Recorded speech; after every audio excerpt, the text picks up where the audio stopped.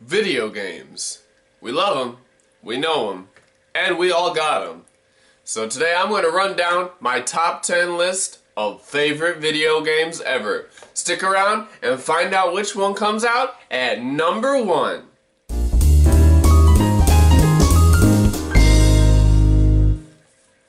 Hello and welcome to Kyle Lemon's Top 10s. This one, our very first one, is going to be a really easy one for me to do. My top 10 favorite video games. I'm a gaming channel. Might as well start out with top 10 video games, right? I was thinking that maybe we could have some back and forth in the comments. Tell me what you guys like. Tell me what you guys hate.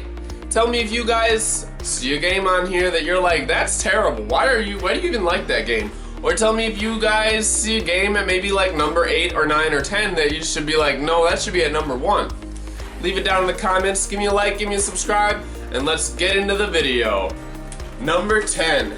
Now this is one of my very favorite video games. The reason it's at number 10, however, is not a lot of people play it anymore. And I can't blame them, it's an old game, but it's a goodie. It's an oldie but a goodie. And it's gonna be Pokemon Fire Red. That's right. One of my very favorite video games growing up was Pokemon Fire Red. I remember I had a Game Boy Advance. I loved playing Pokemon Fire Red. I would play that all day. And then when I lost my Game Boy, I just downloaded an emulator on my phone and I would play it from there.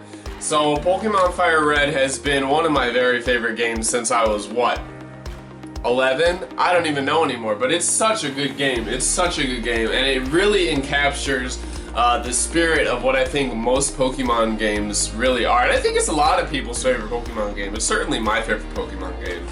Number 9. Now this one's a newer game.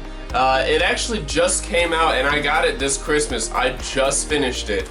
And it was a fantastic game. In fact, I have it right here to show you.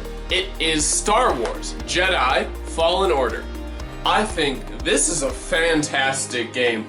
Not only the look of the game, it looks so professionally made and quite realistic, but the character acting, the fight scenes, the difficulty. I had to turn the difficulty at one point down to the easiest level, and it was still really hard. I like challenging games. I really loved this game. I also think the acting by Cameron Monaghan, you might also know him as Ian in Shameless, he was the main character of Star Wars Fallen Order. I think he did a fantastic job, and it was amazing to see an actual actor in a video game. The only other one I can remember was Until Dawn. The only other person I've seen as an actor in a video game was Rami Malek. Until Dawn's not on this list, so we're not going to talk about it.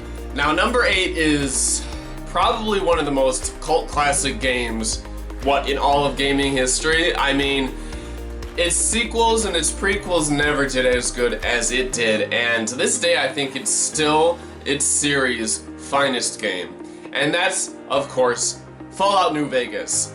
At number 8, coming in hot, is Fallout New Vegas. I cannot describe to you how much I love this game. First of all, I just love Fallout in general. I love the whole idea of Fallout, and I think the messages that incorporate into the Fallout universe is actually pretty important. Like the fact of how endless war will eventually get us to the point of where Fallout is, and there's a lot of politics that I can go over. That would take a whole other video.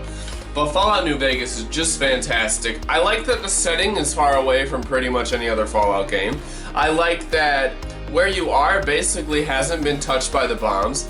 I love the soundtrack. I mean, I think it's the best soundtrack of any other Fallout game.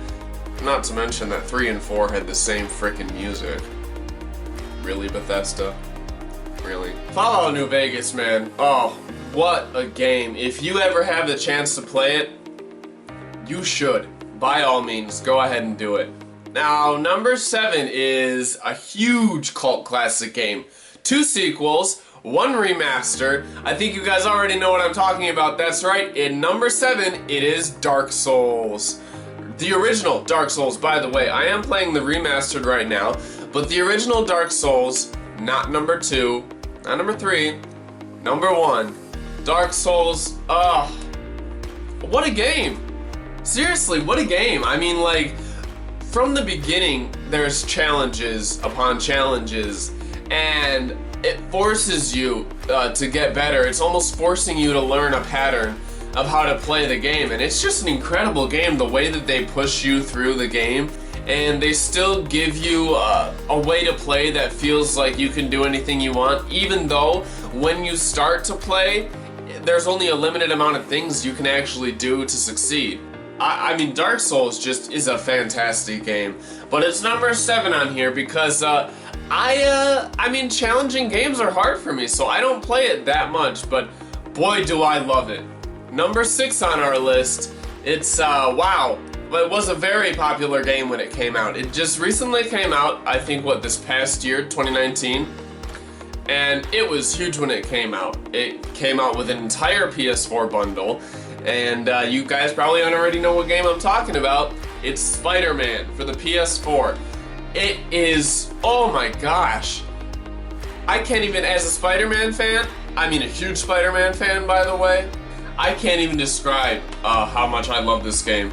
And I actually got the Game of the Year edition, so I got every little package that this game has, and I think it's not only it looks fantastic, not only is the swinging improved upon from the last Spider-Man games, it feels so natural and so nice, but the character acting, like, it feels like Peter. Not that it didn't feel like Peter before, but you actually get the sense that everyone who's played Peter, or every Peter that's been in a video game or a movie or a TV show before, was all like put in a blender and mixed up, and it popped out and came out with PS4 Spider-Man Peter. It was just the top-notch Peter, the top-notch Spider-Man. They did a really, really good job with the writing, and I think it was a fantastic game. My one complaint about it was that it was just too short.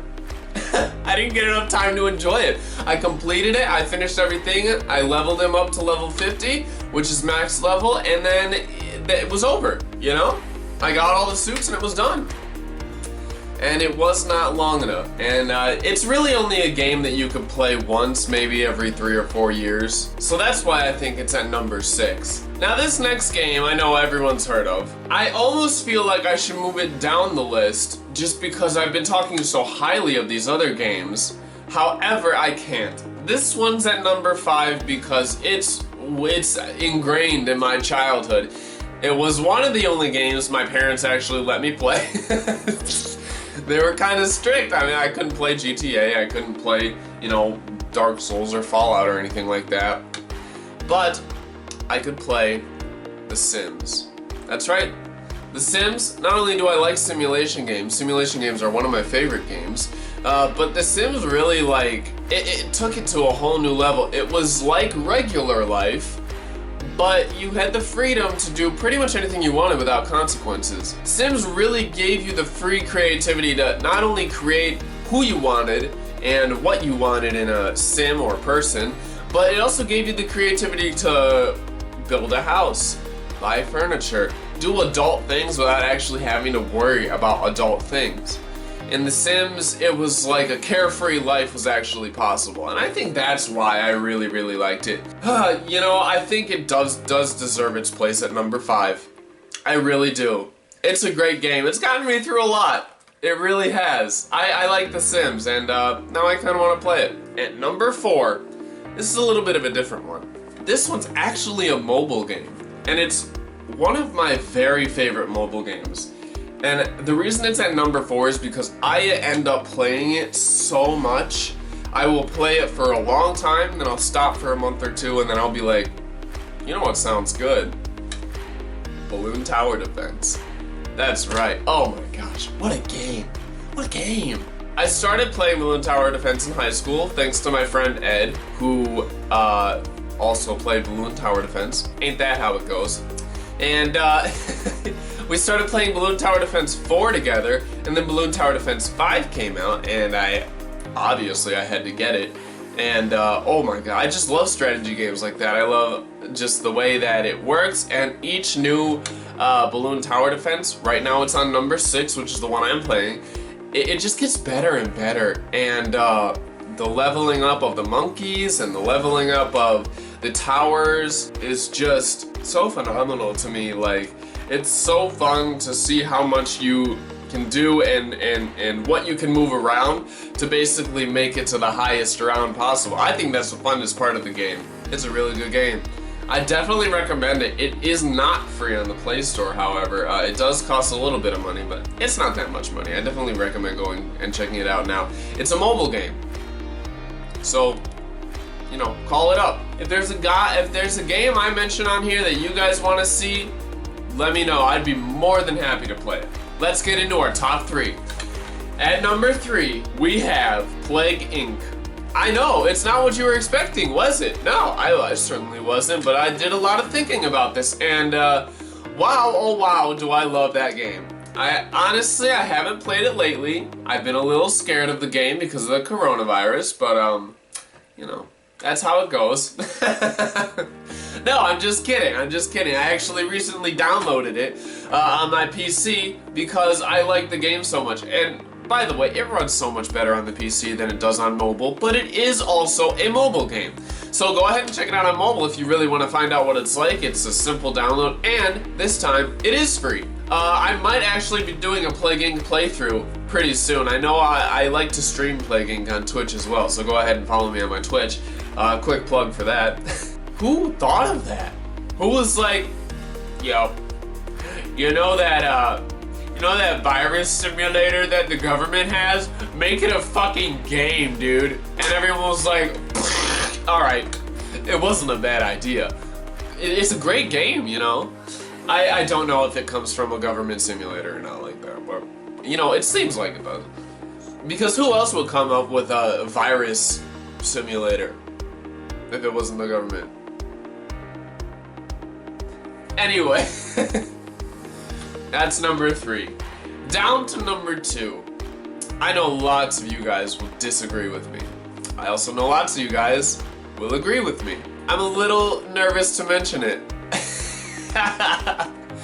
It has to be number 2. It is probably, if not my most played game, it is my second most played game ever. And that's gonna have to be The Elder Scrolls V Skyrim. That's right. I said it. It's Skyrim. It came out in 2011. What are you still talking about Skyrim for, Kyle? Well, that's because Elder Scrolls 6 hasn't come out. Hasn't, Bethesda? No.